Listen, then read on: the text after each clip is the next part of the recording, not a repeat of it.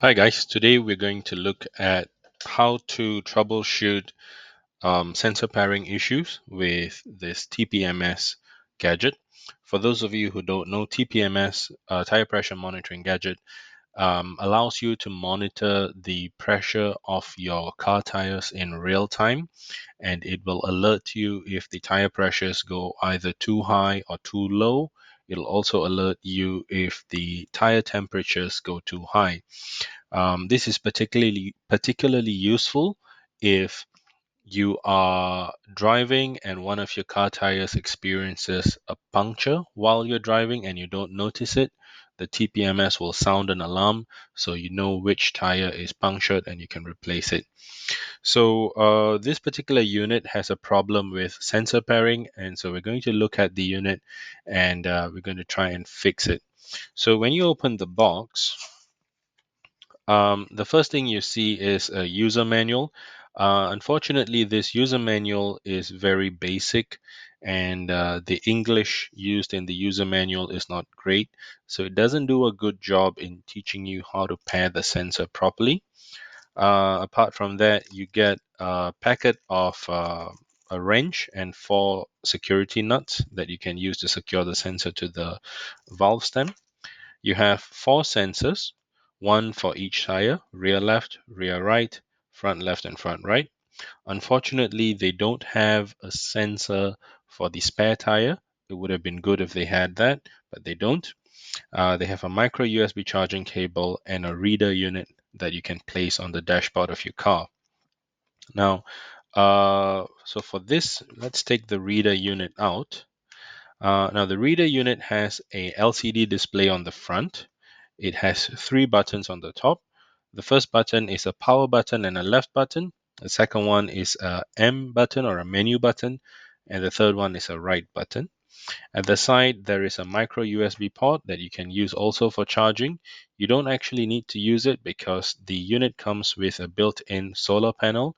And as long as your car is parked somewhere sunny, you actually never need to use the USB.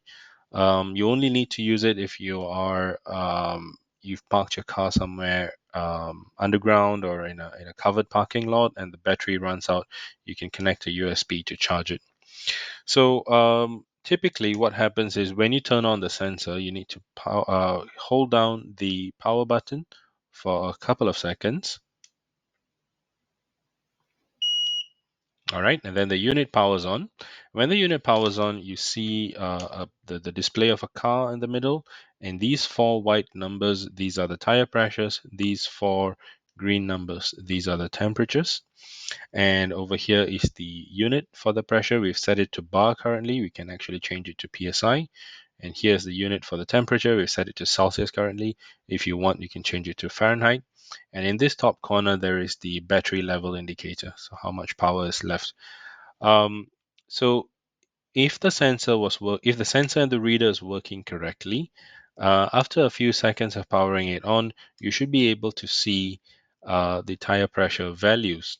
However, in this case, um, the sensors are not paired correctly, so we need to do the pairing before we can actually make use of it. The way to do it is you have the menu button here. Press and hold the menu button for a few seconds. All right. Then once you go into the menu, right now we are in menu option 0. So you can press the right button or the left button to scroll through. If you press the right button, it scrolls to menu option 1, 2, 3, and so on. And if you press the left button, it scrolls backwards. So now it's 2 again, 1 again, 0, and then if you keep pressing, it goes to 7, and it goes to 6.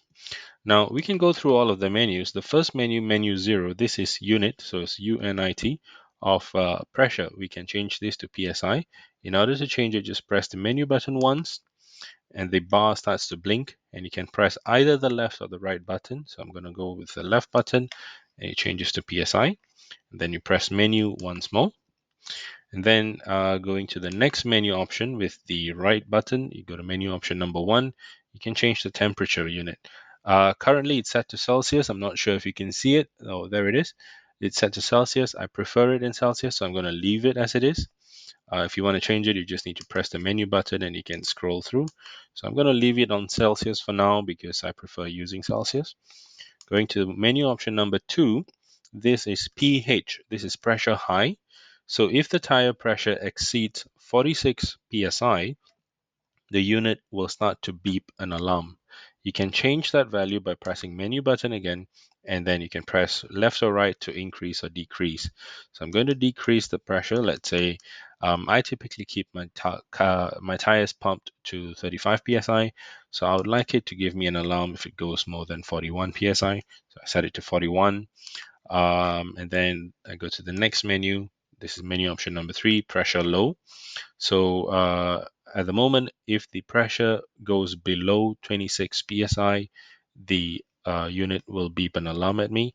I want a better safety margin, so I'm going to go to 29 psi. Going to the next menu, this is menu option 4. This is temperature high, so TH. Currently, it's 70 degrees. So if the temperature of the tire exceeds 70 degrees Celsius, the unit will sound an alarm. I feel that 70 is a bit too high where I live, so I'm going to go down to 60. 65, onwards to 60, and we're done. And then going to menu option number 5, this is to swap tires. So this is more applicable if you are using the internal sensor version. The version that I have is an external sensor, which you install on the valve stem. There is another version that you can actually install inside the tire. When you install the sensors inside the tire, sometimes you don't get the sensors on the right tire. You want to swap it around, you can do it. So if you press the menu button, the two front tires starts to blink, and if you press the menu again, it'll swap. Look how the sensor number 1, which used to be here, has now gone here, and sensor number 0, which used to be here, has gone here. So that's the swap. I don't want to do it because in my case, my sensors are correct. And you can swap other sensors as well. So if you can swap 2 and 3, you can swap 0 and 2, you can swap 1 and 3, and you can swap diagonally 1 and 2, and so on and so forth. So I don't want to swap it, so I have to press menu, and I have to do it again to put it back. So going to the next menu option, and this is the one that we really want to look at. Menu option number 6. This is the sensor pairing menu. Now this menu is a bit tricky, so we'll come back to this in a moment. I want to go to menu option number 7. This is the factory reset menu. When you come to menu option number 7, if you want to factory reset the device, go to 7 and then just hit the menu button once and wait.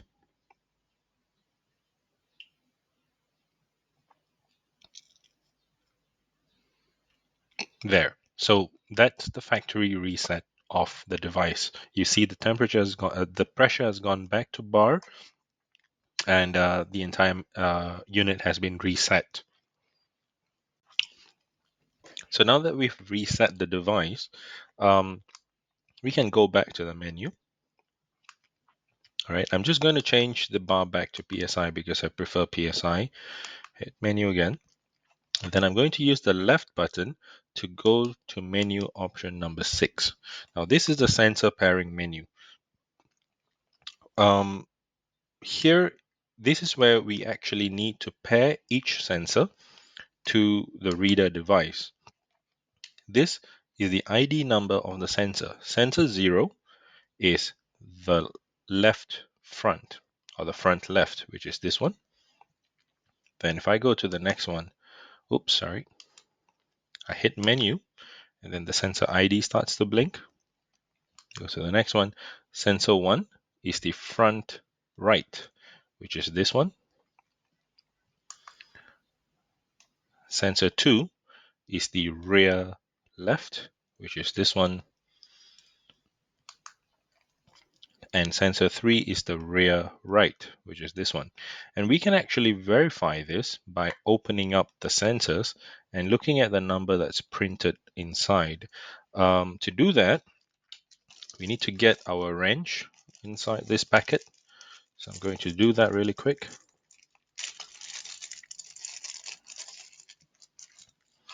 And we can go ahead and grab one of these sensors. I'm going to take front left because that's number one. If you turn it around, you can see that there is a shape of a nut here. Just put the wrench in, and it's a tight fit. And turn the screw this out, and you've got the cap opened. So this is the cap. And these sensors, the batteries are actually replaceable. So if the battery runs out, you can actually replace it. Our intention though is to look at what is the sensor number for this. So just use your wrench and push the battery out. And it uses one of these button cell batteries. This one is a CR1632H, and it's a 3-volt battery. Now once you take the battery out, you can see there is a number printed on the sensor. This is a sensor ID number 0. Okay, so you can put the battery back in. And that number corresponds to the one that you can see in the menu. So if I go to the menu, and then I go to menu option number 6, all right? So sensor 0 is referring to the number that you saw in the sensor. So the way I prefer to do it, I don't think you actually need to do it, but I just want to do it in the most foolproof way. What I do is I open up all 4 sensors and I take the battery out of it. So once you open up all 4 sensors, push the battery out of it. You can use the wrench because it's a bit difficult to come out. And repeat the step for all 4. Take the battery out completely. And then you can begin the pairing process. So go to menu option number 6, go to sensor ID 0, hit the menu again so that the bottom number blinks. All right. So now imagine all 4 sensors. You have disconnected the battery and you want to pair sensor 0. So take sensor 0, make sure it is sensor 0, confirm it with the number at the bottom here. Okay. Insert the battery into the sensor. Make sure to screw it in tightly because you have to make sure that it's waterproof. So get the wrench and make sure it's really tight. Oops, dropped it there. Make sure it's really tight. And then while this is still blinking, connect this into the valve stem of your tire. And once you connect it, you will see this number 629E. It'll change to a unique identifier of this sensor. And once you do that, you will see that this number stops blinking and the reader will start blinking this number again. And that's when you know the sensor is paired. Repeat the same process one by one for each of the other sensors. So let's say we've already done front left. Now we want to do front right. So make sure you go to the next one, which is sensor ID number 1. Hit the menu button so the bottom one blinks. Put the battery back in, screw it in tight, and then install it into your tire. And this number will change, and the reader will start blinking this number again, number 1 again. And then sensor 1 is paired. Repeat it again for the other sensors, and once you do that, you'd be done. And if you go back to the main menu, so just hold this, you will start seeing the pressure values of all 4 tires. That is how you pair these sensors to this reader. I hope that helps you. Let me know in the comments below if you have any challenges. I'll respond to the comments. And I hope you have pleasant driving experience with this TPMS system. Thank you and take